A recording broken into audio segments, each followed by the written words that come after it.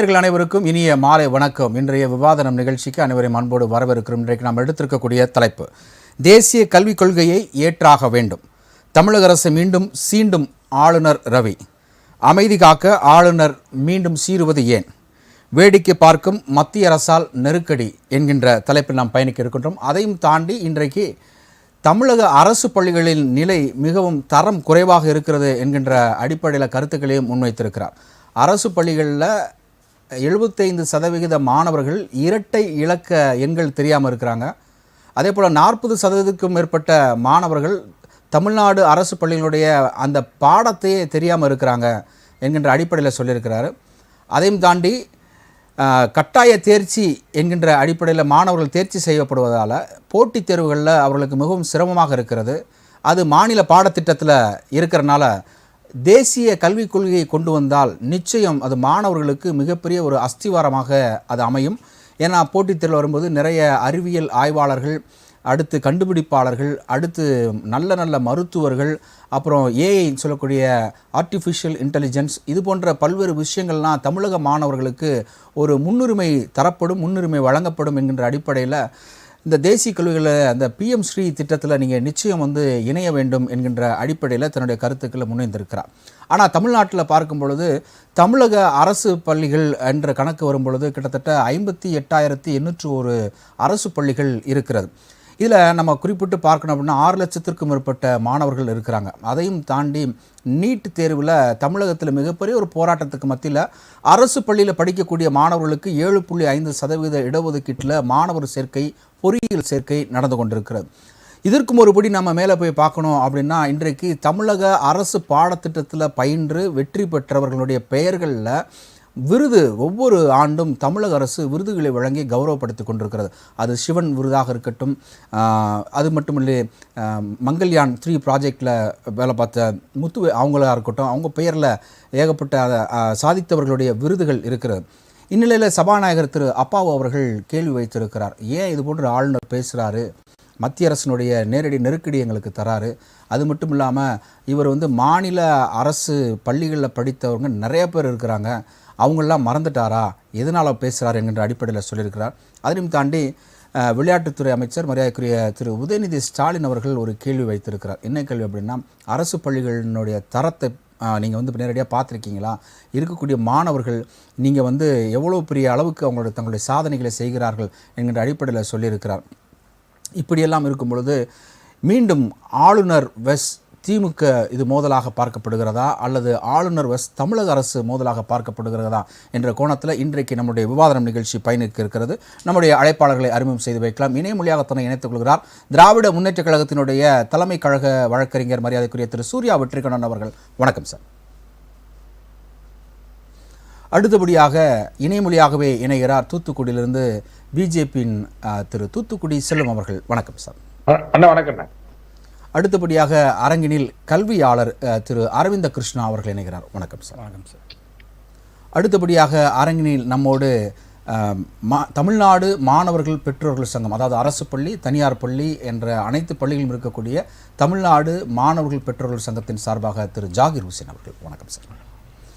இந்த நிகழ்ச்சியை முதலாவது நான் கல்வியாளர்கிட்டருந்து நான் ஆரம்பிக்கலாம்னு நான் நினைக்கிறேன். அதாவது தொடர்ந்து இந்த PM ஸ்ரீ திட்டத்தில் நீங்கள் சேர்ந்தால் மட்டும்தான் இந்த நிதி ஒதுக்கீடு பண்ணப்படும் என்கின்ற அடிப்படையில் நெருக்கடி கொடுக்குறாங்க. இதனால் 15,000த்திற்கும் மேற்பட்ட மத்திய அரசு தொகுப்பால் கொடுக்கக்கூடிய ஆசிரியர்களுக்கு சம்பளம் நிலுவைத் தொகையாக இருக்கிறது என்கின்ற அடிப்படையில் SSA அது சொல்லப்பட்டிருக்கிறது. இதில் அவங்க தொடர்ந்து சொல்லக்கூடிய ஒரு விஷயம் என்ன அப்படின்னா, மாநில பாடத்திட்டம் அப்படின்னு சொல்கிறாங்க. இப்போ சிலபஸ் அப்படின்னு எடுத்தோம்னா நம்ம ஸ்டேட் சிலபஸ் இருக்குது, CBSE சிலபஸ் இருக்குது, IBSE சிலபஸ் இருக்குது. ஆனால் இவங்கெல்லாம் எதை நோக்கி நகர்த்துறாங்க அப்படின்னா, இந்த CBSE IBSE பாடத்திட்டத்தின் மூலமாக கொண்டு வரனால தமிழகத்தினுடைய அந்த மாணவர்களுடைய நலன் உயரும் அப்படின்னு சொல்கிறாங்க. ஆனால் தமிழக அரசு பள்ளியில் பயின்ற மாணவர்கள் இன்றைக்கு பெரிய லெவலில் கோல வச்சுக்கிறாங்க. அது நிறைய பேர் சொல்லலாம். நானும் அரசு பள்ளியில் படித்தேன், அடுத்து அரசு உதவி பெறும் பள்ளியில் படித்தேன். நிறைய ப்ரைவேட் ஸ்கூலில் படித்த மாணவர்கள்லாம் இன்றைக்கு எங்கே இருக்காங்கன்னு தெரியல. ஆனால் ஆளுநர் என்ன குற்றச்சாட்டு வைக்கிறாருன்னா, இந்த தமிழக அரசு பள்ளியில் படித்த அந்த பாடத்திட்டத்தில் மாணவர்கள் பட்டதாரியாகி சான்றிதழோடு கையில் இருக்கிறாங்க தவிர வேலை வாய்ப்பு இல்லை அப்படின்ற ஒரு மெயின் குற்றச்சாட்டு வைக்கிறார். அப்போது கவர்மெண்ட் கொடுக்கக்கூடிய பாடத்திட்டத்தில் மாணவர்களுக்கு வேலைவாய்ப்பு குறைவாக இருக்கா, ப்ரைவேட் கொடுக்கக்கூடிய மாணவர்களுக்கு வேலைவாய்ப்பு குறைவாக இருக்கா? 2 பேருமே சீக் பண்ணுறது என்ன அப்படின்னா வந்து கவர்மெண்ட் ஜாப். உங்களோட கருத்து? முதல்ல ராஜ் டிவி எனக்கு என்னோட வணக்கத்தை தெரிவித்துக் கொள்கிறேன். ஆக்சுவலாக கவர்மெண்ட் ஸ்கூல்ஸ் ப்ரைவேட் ஸ்கூல்ஸ்னு இதை நீங்கள் பிரிக்கக்கூடாது. இதில் வந்து இந்த பாடத்திட்டம் தான் இங்கே பிரச்சனை அப்படிங்கிறது கல்வியாளர்களோட கருத்து, மெஜாரிட்டி ஆஃப் த கல்வியாளர். ஏன் அப்படின்னா இப்போ ஸ்டேட் கவர்மெண்ட் நீங்கள் ஸ்டேட் போர்ட் சிலபஸில் படித்தா நான் வந்து இப்போ நிறைய பேர் முன்னேறலையா அப்படின்ற ஒரு கேள்வி ரொம்ப நாளாகவே இருக்குது. நிறைய பேர் முன்னேறியிருக்காங்க. ஆனால் 8 லட்சம் பேர் வெளியே வராங்க. அது எத்தனை பேர் இன்று வேலைவாய்ப்போடு இருக்காங்க? வேலைவாய்ப்புனா அவங்க படித்த படிப்புக்கு எவ்வளோ பேர் அந்த வேலையை வாங்கிட்டு அவங்களால வாழ்க்கையில் முன்னுக்கு வர முடிஞ்சது, அவங்க நினைச்ச படிப்பை படிச்சுட்டு அந்த படிப்போட அந்த ஃபீல்டில் வேலை பார்க்க முடியுது. இதுதான் அப்ளிகேஷன், இதுதான் எஜுகேஷன். சரி, நான் படிக்கலாம். எஜுகேஷன் இஸ் கம்ப்ளீட்லி இப்போ ஒரு degree is different, knowledge is different. இப்போ நான் வந்து எந்த பள்ளியில் படித்தாலும், அரசு பள்ளி, நீங்கள் இந்த பிரிவினையே வரக்கூடாது. ஏன்னா அரசு பள்ளியில் படித்தாலும் நீங்கள் வந்து அரசாங்க உத்தியோகத்துக்கு போகணும், வெளிநாடுகள் போகணுன்ற நிலைமையை நாடு உருவாக்க வேண்டும். அது மாதிரி இருக்கான்றது அரசு பள்ளியில் இருக்கிறவங்கக்கிட்ட நம்ம போய் கேட்டால் அந்த சூழ்நிலையில் இப்போ நீங்கள் ஒரு 100 பையன் வரானா அதில் எத்தனை பேர் அவன் படித்த படிப்புக்கு அதே வேலையில் அந்த ஃபீல்டில் அவன் நினச்ச ஃபீல்டில் போய் உட்காடுறாங்கிறது தான் இங்கே ஸ்கில் கேப்பு.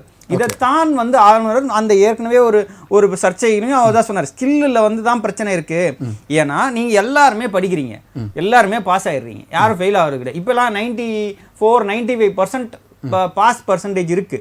ஆனா எல்லாருக்குமே வேலை கிடைக்குதா? இன்னும் அன்எம்ப்ளாய்மெண்ட் ரேட் இன்னைக்கு நாட்டில் எவ்வளோ இருக்கு? அன்எம்ப்ளாய்மெண்ட்டோட முதல் பிரைவேட் கவர்மெண்ட், ஆமா, இது எல்லாத்துலயுமே இதுல எல்லாத்துலயுமே இதுல ஏன் நம்ம பிரைவேட் இதை நீங்க பாகுபடுத்தி பார்க்கவே கூடாது. இந்த சிலபஸ் தான் பிரச்சனைன்னு சொல்றாங்க. இப்போ உடனே சிபிஎஸ்சியில் படிச்சவங்கலாம் எல்லாம் வேலைக்கு ஜாயின் பண்ணிட்டாங்களா, எல்லாருமே வேலை இருக்காங்கன்னா கம்பேரிட்டிவ்லி இந்த நம்பர்ஸ் அதிகம். இப்போ ஒரு ஸ்டேட் போர்டில் படிக்கிறாங்கன்னா அவங்களுக்கு அப்ளிகேஷன் நாலேஜ் கம்மியா இருக்கு அப்படிங்கிற ஒரு மிகப்பெரிய குற்றச்சாட்டு. இப்போ நீ ஒரு இன்ஜினியரிங்கோ ஒரு மெடிசன்லயோ நீங்க போகும்போது அவங்க ரொம்ப கஷ்டப்படுறாங்க, தடுமாறுறாங்க. அதாவது அங்க வந்து மொழி திறன் ரொம்ப கம்மியா, பாடத்தோட அந்த வெயிட்டேஜ். இப்போ ஒரு இன்ஜினியரிங்ல ஒரு மாணவர்கள் ஒரு ஸ்டேட் போர்ட்ல இருந்து ஒரு அரசு பள்ளியில படிச்சு ஒரு ஸ்டேட் போர்ட்ல சென்டம் வாங்கி இருக்கிற மாணவர் கூட அங்க போனா தடுமாறுறாரு. அப்ப லேப் ஃபெசிலிட்டி அந்த மாதிரி எக்யூப்மெண்ட்ஸ் எல்லாம் ரொம்ப குறைவா இருக்கு பிரைவேட்டை கம்பேர் பண்ணும்போது. பிரைவேட்லயும் அதே தான் சார். பிரைவேட் இங்க பிரைவேட்டோ இதுவே கிடையாது sir. State board syllabus, CBSE syllabus. நான் கேக்குறேன் மாதிரி ஸ்கில்டு பேஸ்ட் ஸ்கில்ல தான் வரேன். இப்போ வந்து ஒரு டாக்டர் ஆகணும் அப்படின்னா வந்து அங்க லேப் வந்து ரொம்ப முக்கியம், கெமிஸ்ட்ரி லேப் வந்து ரொம்ப முக்கியம். இப்போ ப்ரைவேட்டில் வந்து கெமிஸ்ட்ரி லேபில் வந்து நிறைய எக்யூப்மெண்ட்ஸ், அப்டேட்டட் எக்யூப்மெண்ட்ஸ்லாம் அங்கே வந்து கொடுக்கக்கூடிய ஒரு சூழல் இருக்குது. ஆனால் இங்கே கவர்மெண்ட் ஸ்கூலில் அந்த மாதிரி ஸ்கில் இருக்கா? அது கொஞ்சம் கம்மியா தான் இருக்கு. ஆனா எல்லா கவர்மெண்ட் ஸ்கூல்லயும் இல்லன்னு சொல்லி அப்படியே ஒதுக்கிட முடியாது. இன்னைக்கு அதாவது ஒரு 10 வருஷத்துக்கு முன்னாடி கம்பேர் பண்ணீங்கன்னா இன்னைக்கு தரம் உயர்ந்திருக்கு. அதை நம்ம ஒத்துக்கிட்டே ஆகும். சரி, பிஃபோர் கொரோனா, ஆஃப்டர் கொரோனா, ப்ரைவேட்டை நோக்கி மக்கள் போயிட்டு இருந்த நேரத்தில் ஆஃப்டர் கொரோனாக்கு அப்புறமேட்டு கவர்மெண்ட் ஸ்கூலை நோக்கி வந்தாங்க. ஏன்னா வந்து பொருளாதார ரீதியாக அங்கே மிகப்பெரிய ஒரு முடக்கம் ஏற்பட்டது. 32,471 அரசு பள்ளிகள் இருந்த ஒரு சூழலில் இப்போ வந்து 52,800 அரசு பள்ளிகள் வந்திருக்கு. ஸோ ப்ரைவேட்டும் கொஞ்சம் கீழே இறங்கி தான் வந்திருக்கிறாங்க. அட்மிஷன் ஃபீ, டொனேஷன்ஸ் எல்லாமே வந்து இப்போ ஒரு கேள்விக்குறியாக தான் இருக்குது. இங்கே என்னுடைய கேள்வி என்ன அப்படின்னா, இப்போ ஆளுநருடைய பார்வை தேசிய கல்விக் கொள்கையை தமிழக அரசு திணிக்கிறாரா அப்படின்றத ஒரு கேள்வி இருக்குது. அது ஏற்கனவே வந்து திணிக்கிறாரு. அதை அரசியல் பக்கம் நான் வர விரும்பல சார். நான் ஒரு கல்வியாளனா நான் வந்து பேச விரும்புகிறேன். ஏன்னா நான் வந்து பொலிட்டிக்கல் ஆங்கிள்லேயே எதுவுமே பேசல. ஓகே, இப்போ நான் என்ன சொல்கிறேன்னா, இப்போ பிரச்சனையே நாட்டில் வேலைவாய்ப்பு குறைஞ்சதுக்கு காரணமே மெயினான பிரச்சனையே ஸ்கில் இல்லை. நீங்கள் கற்றுக் கொடுக்குற படிப்பில் ஸ்கில்ல கற்றுக் கொடுக்குறீங்களாங்கிறது தான் விஷயம். இன்னமும் மெமரைஸ் பண்ணி எக்ஸாம் எழுதி அதை வச்சு மார்க்கை வச்சு தான் இன்னைக்கு ஒரு தேர்வு தகுதி ஒரு மாணவனை தகுதி நீ வந்து பாஸ் ஆகிட்ட எப்படி சொல்றீங்க? ஸ்கில்லை வச்சு சொல்றீங்களா? அவருக்கு வந்து ஒரு எலக்ட்ரிசிட்டி கனெக்ஷனை கொடுத்து தம்பி இதில் எப்படி கரண்ட் பாஸ் ஆகுதுன்னு கண்டுபிடிச்சி அந்த ஸ்கில்லை வளர்த்துக்கிற அளவுக்கு, இல்லை ஒரு பல்பை மாட்ட சொல்லியோ இல்லை ஒரு பைக்கை அசம்பிள் பண்ணியோ அந்த மாதிரி ஸ்கில்லை வளர்த்து நம்ம டிகிரி கொடுக்குறோமா? இல்லை. Only based upon memory. Only based upon memory. Theory கூட சொல்லாதீங்க, ஞாபகம் வச்சுக்கிறீங்க.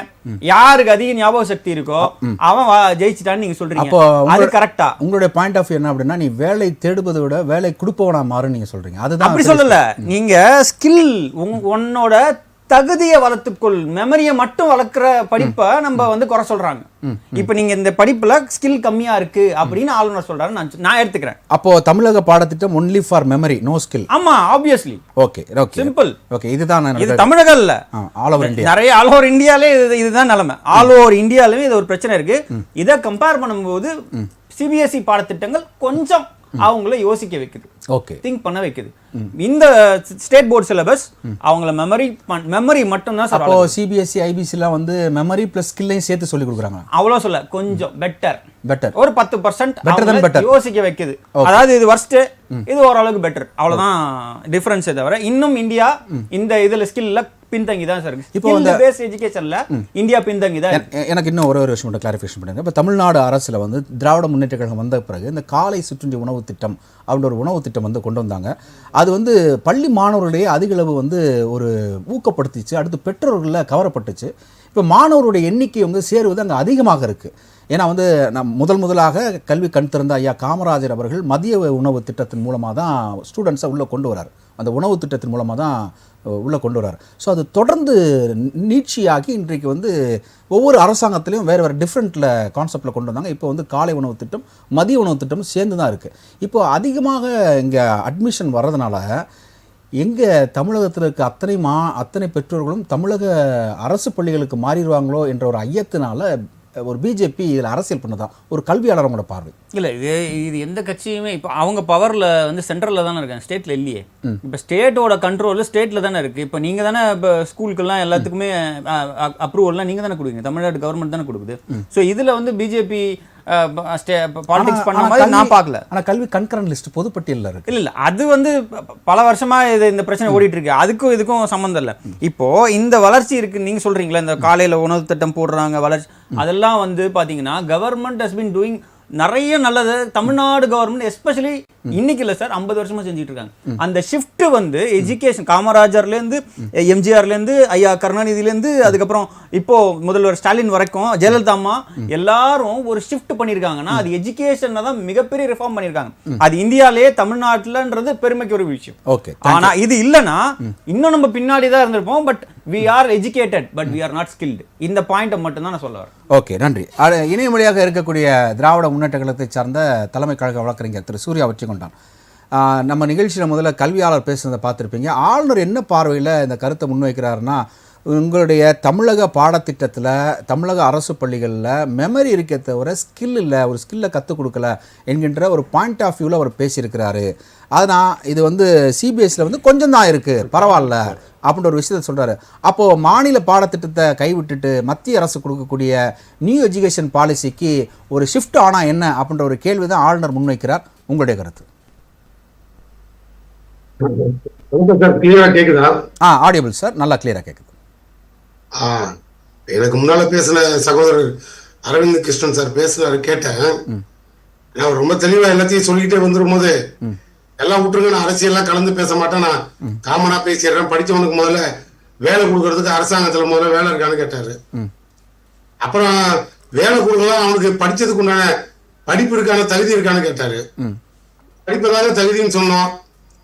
ஆனா அவரு வந்து இல்ல அதுக்குன்னு தனியா ஒரு ஸ்கில் வேணும் அப்படின்னாரு. இப்ப நாங்க என்ன அவருக்கு எப்படி எல்லாம் விளக்கம் கொடுக்கறதுன்னு எனக்கு தெரியாது. அவர் கேட்ட கேள்வியில எங்களை பார்த்து கேட்டாரா இல்ல ஒன்றிய அரசு சேர்த்து கேட்டாரான்னு தெரியாது. ஆல் ஓவர் 2 பேரையும் சேர்த்து தான் அந்த கேள்வி வச்சிருக்கிறார். எல்லாம் கேட்டாரு. ஆளுநர் கொடுங்க, ஆளுநர் வந்து வேத முருகன் ஏறின கதை தான் அது. ஆளுநர் வந்து வேதாளம் மீண்டும் முருகன் மரத்துல ஏறி தொங்குதுன்னு தான் சொல்லுவோம். இதே கேள்வி ஆளுநர் கேட்கலாம், எப்ப ஏதாவது தனியா ஒரு 50 இடத்துல வேலை வாங்கி தர முடியுமா, இல்ல ஸ்கில்லுக்கு உண்டான வேலை தான் நீங்க செய்றீங்களா, தமிழ்நாட்டுல தரத்தை பத்தி நீங்க பேசுறீங்களே, ஆளுநர் செய்ய வேண்டிய வேலையெல்லாம் தமிழ்நாட்டு மக்களுக்கு பொறுப்பா நீங்க செய்றீங்களா, நீங்க முதல்ல அந்த உங்களுக்கு உண்டான அதிகார புத்தகத்தை எடுத்து ராத்திரி பகலா படிக்கிறீங்களா, இல்ல பாதி பக்கத்தை கிழிக்கிறீங்களா, நீங்க படித்தது என்ன கிழித்தது என்ன அப்படின்னு வரிசையா கேள்வி கேட்டுக்கிட்டே போலாம்.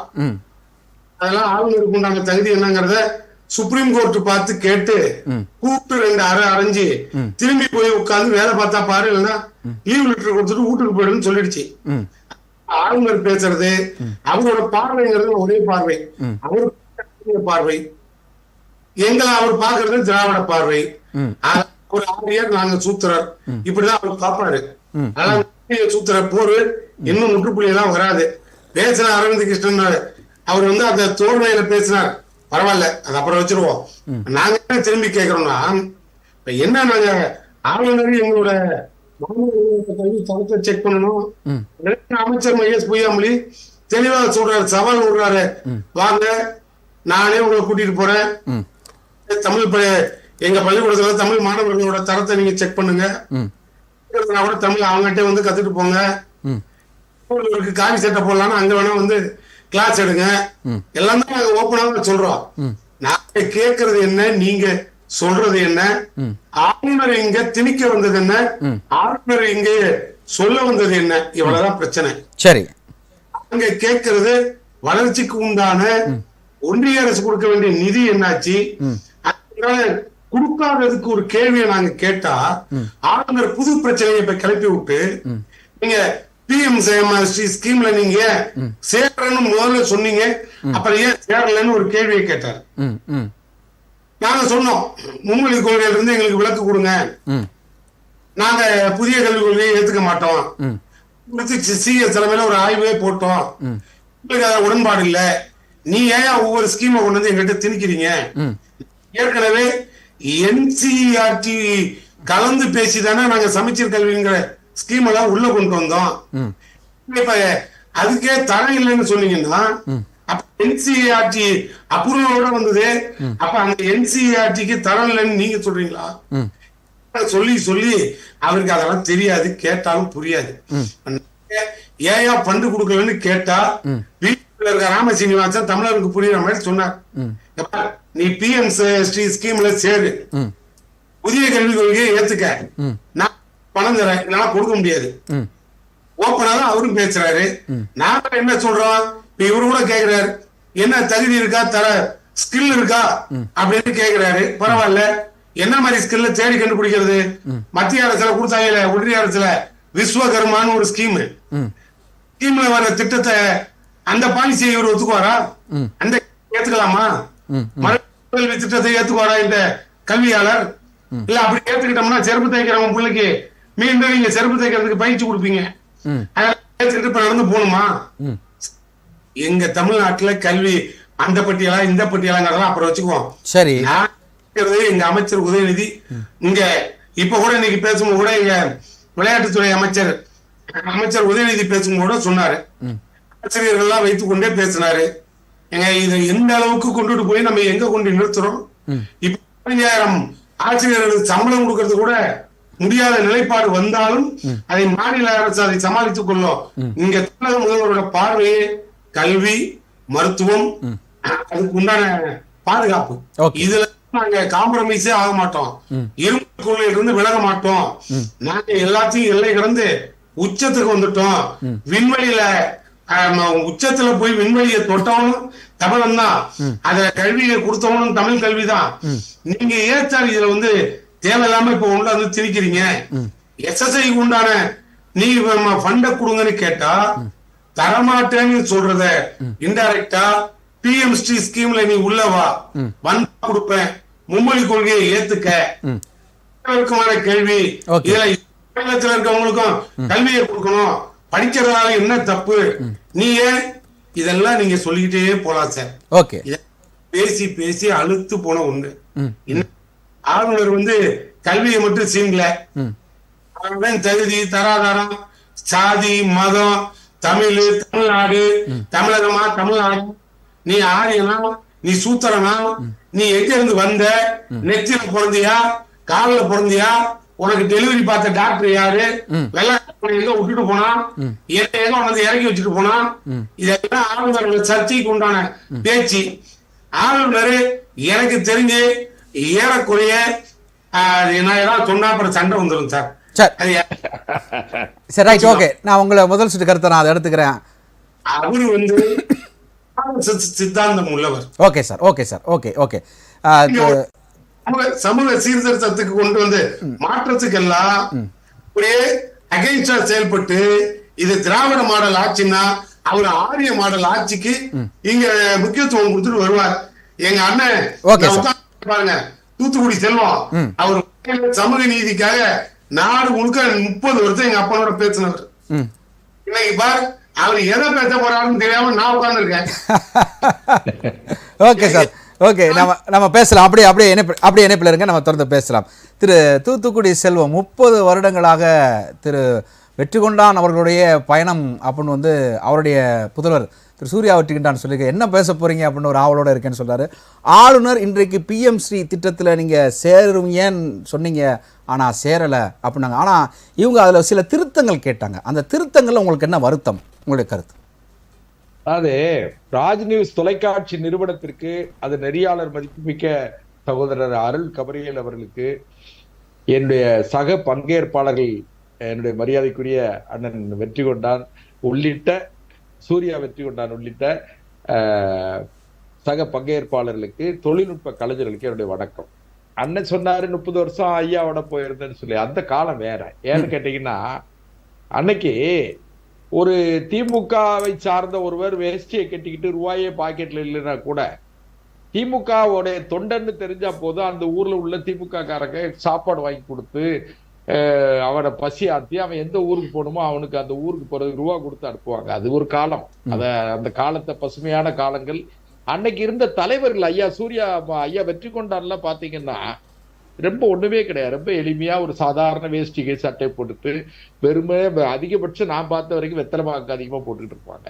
அப்படிப்பட்ட தியாகிகள்லாம் இருந்த காலங்கள் வேற. இப்போ வந்து எல்லா கட்சிகளும், அதுல திமுக பிஜேபி அந்த கட்சி நான் சொல்லல, எல்லா கட்சிகள்லயுமே வந்து கார்பரேட் திங்கிங் அல்ல கார்பரேட் பிராக்டிஸ் வந்துருச்சு. அது ஒரு பக்கம் இருக்கட்டும். இப்போ ஆளுநர் விஷயம் நம்ம சொன்னோம்னு கேட்டீங்கன்னா, மேதக ஆளுநர் அவர்களை பொறுத்தவரையில நம்ம பல்வேறு நிகழ்ச்சிகள்ல பேசியிருக்கோம். ஆளுநர் அவர்கள் வந்து figure head of the government, அதாவது ஒரு அரசாங்கத்தினுடைய தலைவர், முகம் யாருன்னு கேட்டா தலைவர், அது ஆளுநர், மேதக ஆளுநர் தான். அட்மினிஸ்ட்ரேட்டிவ் ஹெட் யாருன்னு கேட்டீங்கன்னா constitutional head governor, administrative head தான் சீஃப் மினிஸ்டர். இந்த ஆளுநர் வந்து நீங்க கவர்னர் மாளிகையில உட்கார்ந்துகிட்டு நீங்க அனுப்புற ஃபைல் எல்லாம் கையெழுத்து போட்டுட்டு அப்படியே போயிடணும்னு கிடையாது, அவசியம் இல்லை. இல்ல இத்தனை வருஷம் அப்படித்தானே இருந்தாங்க. அது வேற. ஏற்கனவே எல்லாரும் அப்படி இருந்த மாதிரி இருக்கணும்னு அவசியம் இல்லை. இப்ப நீங்க எல்லா நெறியாளர்களும் வந்து குறுக்கு கேள்வி கேட்காமலே இருந்துட்டா நீங்க மட்டும் கேட்க கூடாதுன்னு சட்டமா என்ன? நீங்க உங்களுக்கு தெரிந்த தரவுகளை எல்லாம் திரட்டி உங்களுடைய வாசகர்களுக்கு, அதாவது உங்களுடைய பார்வையாளர்களுக்கு, உங்களுடைய தொலைக்காட்சி நேயர்களுக்கு கொடுக்கணுங்கிறதான நியாயம். ஒருவருக்கு ஒருவர் வித்தியாசம் இருக்கு, அது போல ஆளுநருக்கு ஆளுநர் வித்தியாசம் இருக்கு அப்படின்னு சொல்றீங்க. அதுல என்ன சந்தேகம்? அதான் சூர்யா வெற்றிகொண்டான் என்ன சொல்றாருன்னா, அவர் சனாதனத்தை ஆரியத்தை அங்க வந்து இம்ப்ளிமெண்ட் பண்ண பாக்குறாரு, அது நடக்காது போன்றாரு. இன்னொன்னு, அண்ணன் சூர்யா வெற்றிகொண்டானுக்கு தெரியாது கிடையாது, ஆரியமும் கிடையாது, திராவிடமும் கிடையாது, சனாதனமும் கிடையாது. இப்ப என்ன மானுடம் இருக்கு, மனுஷன் தான் இருக்கான தவிர இங்க வந்து ஆரியம் ஜனாதாரம் நம்ம வந்து வேலை வெட்டி இல்லாம ஆரியம் ஜனாதாரம் சொல்லிட்டு இருக்கோம் தவிர இல்ல. இப்போ வந்து மனிதர்கள் இருக்கிறார்களே தவிர எங்க சார் இருக்கு ஆரியமாவது திராவிடமாவது? ஒண்ணும் கிடையாது. திராவிடம் எல்லாம் முடிஞ்சு போச்சு. 1956க்கு முன்னால முடிஞ்சு போச்சு. 68ல பேரறிஞர் அண்ணா அவர்கள் தமிழ்நாடுன்னு வச்ச உடனேயே ஆரியம்லாம் திராவிடம்லாம் கிடையாது. இவங்க சும்மா வந்து பொழுதுபோக்குக்கு திராவிடம் திராவிடம் திராவிடம் அந்த உணர்வுகளை பழைய, அதாவது தந்தை பெரியாரும் அண்ணாவும் பற்ற வைத்த அந்த நெருப்பை அணையாமல் பாதுகாத்துக்கிட்டு இருக்காங்களே தவிர அங்கெல்லாம் திராவிடம் எல்லாம் ஒண்ணும் கிடையாது. சரி, அதை விட்டுருவோம். இப்ப நான் என்ன கேட்கிறேன்னு கேட்டீங்கன்னா, PM ஸ்ரீ அந்த ஸ்கீம்ல வந்து தமிழ்நாடு அரசு இணைந்து கொள்வதற்கு, அந்த PM ஸ்ரீ திட்டத்தை ஒத்துக்கொள்வதற்கு முதல்ல வந்து ஒப்புதல், அதாவது ஒப்புதல் கடிதம் வந்து மத்திய அரசுக்கு கொடுத்திருக்காங்க. யாரு? தமிழ்நாடு அரசு. ஆனா சில திருத்தங்கள் வேணும்னு கேட்டிருக்கிறாங்க. அதான் கேளுங்க. அதாவது மத்திய அமைச்சர் கூட, தர்மேந்திர பிரதான் கூட அவங்க அதை சுட்டி காட்டியிருக்காங்க. நீங்க நான் மிக முக்கியமா ரொம்ப சுருக்கமா சொல்லணுங்கிறதுக்காக சொல்றேன். ஐயா பாலகுருசாமி, அதாவது இன்னும் சொல்ல போனா டாக்டர் கலைஞர் அவர்களுக்கு மிகவும் வேண்டியவர் தான். அவர் வந்து முன்னாள் துணைவேந்தர், மிக ஆகச்சிறந்த கல்வி ஆளுமையாக இருக்கின்ற ஓய்வு பெற்ற முன்னாள் துணைவேந்தர் ஐயா பாலகுருசாமி அவர் கூட இப்ப 2-3 நாளைக்கு முன்னாடி சொல்லியிருக்காங்க. அத மத்திய அரசாங்க கல்வி திட்டம், மாநில அரசாங்க கல்வி திட்டங்கிறத விட தமிழ்நாடு அரசு கல்வி திட்டத்தில் இருக்கிற குளறுபட்டிகள் என்னன்னு கேட்டா ஸ்கில் இல்ல. முதல்ல நம்ம நண்பர் அரவிந்த் அவங்க சொன்னாங்களே, அது மாதிரி ஃபேக்கல்டி, அதாவது அந்த பயிற்சி கொடுக்கிறவர்கள் ஆசிரியர்கள் இன்னும் இல்ல, முறையா அவங்க தகுதி பெற்றவர்கள் இல்லை அப்படிங்கறத சொன்னாங்க. அது என்னன்னு கேட்டீங்கன்னா நிர்வாக குளறுபடிங்கிறத நம்ம திமுகவை சார்ந்தவர்கள் சாமர்த்தியமாக மறைக்கவும் கடந்து போகவும் செய்யறாங்க. அதனால ஒரு 15,000 ஆசிரியர்கள் பற்றாக்குறை இருக்கு. இன்னும் கூட கேட்டீங்கன்னா 22,000 ஆசிரியர்கள் வந்து தற்காலிக பணியாளர்கள், தற்காலிக ஆசிரியர்கள். தற்காலிக ஆசிரியர்கள்ட்ட என்ன மாதிரியான மனநிலை இருக்கும்? அவங்களுக்கு வந்து ஈடுபாட்டோடு பயிற்சி கொடுக்கிற அந்த மனநிலை இருக்காது. அதாவது மாதா பிதா குரு தெய்வம்னு சொல்லுவோம். அப்ப என்சிபி அதாவது என்இபி கொண்டு வந்துட்டு எல்லாமே ஈடுபாடோட வந்துருவாங்கன்னு சொல்றீங்களா? இல்ல வந்துருவாங்கன்னு நான் சொல்லல, என்ன கேட்டா வரணும்னு சொல்றேன். அதாவது நீங்க வந்துருவாங்க அப்படிங்கறத விட வரணும். பாரதிய ஜனதா கட்சிக்கு எங்களுக்கு தமிழ்நாட்டு மக்கள் மீதும் தமிழ்நாட்டு வாக்காளர் பெருமக்கள் மீதும் அந்த எதிர்கால சமூகத்தை கட்டமைக்கக்கூடிய மாணவர்கள் மீதும் அக்கறை இருக்கிறதுனால நாங்க சொல்றோம். இதுல வந்து நீங்க வேற ஒண்ணு வேண்டாம். இதுல மாநில அரசாங்கத்துடைய குளறுபடியை ரொம்ப சுத்தமா சொல்லிடுறேன்.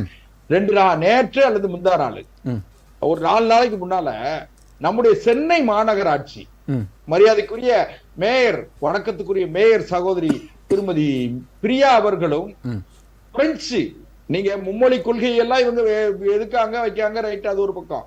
அதுல நான் என்ன சொல்றேன்னு கேட்டா பிரியா அவர்களும் பிரெஞ்சு துணை தூதரும் ஒரு அக்ரிமெண்ட் சைன் பண்ணிருக்காங்க 4 பள்ளிக்கூடத்துல. சைதாப்பேட்டை இப்படி ஒரு 4 பள்ளிக்கூடத்துல, திருவான்மியூர் இப்படி ஒரு 4 பள்ளிக்கூடத்துல பிரெஞ்சு 3வது மொழியாக பயிற்றுவிக்கப்படும் சொல்லி 4 நாளைக்கு முன்னால அக்ரிமெண்ட் சைன் ஆயிருக்கு. அதை நீங்க வேணா நெட்ல பாத்துக்கிடுங்க. அது ஒண்ணு. 2வது வந்துன்னு நான் அரசியல் பேச வேண்டாங்கிறதுக்காக தான் சொல்றேன். என்னுடைய மதிப்புமிக்க நண்பர்கள் தான் எல்லாரும். ஆனா தமிழ்நாட்டினுடைய முதல் குடும்பம், மரியாதைக்குரிய முதலமைச்சருடைய மகள் நடத்துகிற குடும்பம், அதாவது சன்சைன் பள்ளிக்கூடத்துல, அந்த பள்ளியில வந்து 3வது மொழி எது நீங்க சொல்லுங்க. ஒண்ணு. மரியாதைக்குரிய திமுகவினுடைய மூத்த தலைவர் நாடாளுமன்ற உறுப்பினர் TR பாலு அவர்கள் நடத்துற பள்ளிக்கூடத்துல எந்த சிலபஸ்? சிபிஎஸ்சியா இல்லையா?